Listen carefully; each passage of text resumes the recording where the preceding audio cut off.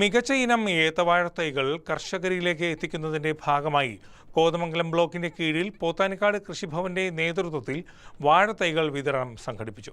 നേരിമംഗലം ഫാമിൽ ഉൽപ്പാദിപ്പിച്ച ഉത്പാദനശേഷി കൂടിയ ഇനം വാഴത്തൈകളാണ് വിതരണം ചെയ്തത്. വിതരണ ഉദ്ഘാടനം പോത്താനിക്കാട് ഗ്രാമപഞ്ചായത്ത് പ്രസിഡന്റ് കെ.പി. ജെയിംസ് നിർവഹിച്ചു. ഗുണമേന്മയുള്ള ഏത്തവാഴത്തൈകൾ ജനങ്ങളിലേക്ക് എത്തിക്കുക എന്ന ലക്ഷ്യത്തോടെ കോതമംഗലം ബ്ലോക്ക് പഞ്ചായത്ത് 2026-27 വാർഷിക പദ്ധതിയിൽ ഉൾപ്പെടുത്തി നടപ്പിലാക്കുന്ന ടിഷ്യൂ കൾച്ചർ ഏത്തവാഴത്തൈ പോത്താനിക്കാട് ഗ്രാമപഞ്ചായത്തിൽ വിതരണം ചെയ്തു. ഏത്തവാഴത്തൈകളുടെ വിതരണ ഉദ്ഘാടനം കാർഷിക വിപണി അങ്കണത്തിൽ നടന്ന ചടങ്ങിൽ ഗ്രാമപഞ്ചായത്ത് പ്രസിഡന്റ് കെ.പി. ജെയിംസ് നിർവഹിച്ചു.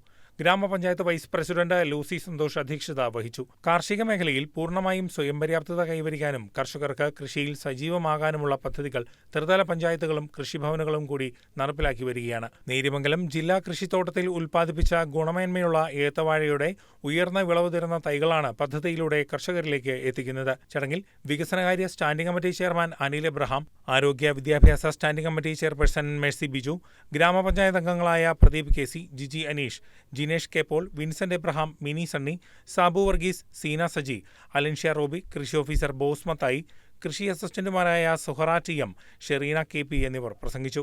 കാർഷിക വികസന സമിതി അംഗങ്ങൾ, വിവിധ കാർഷിക സമിതി ഭാരവാഹികൾ, കർഷകർ, വിവിധ ഉദ്യോഗസ്ഥർ തുടങ്ങിയവർ ചടങ്ങിൽ പങ്കെടുത്തു. News desk KCV news.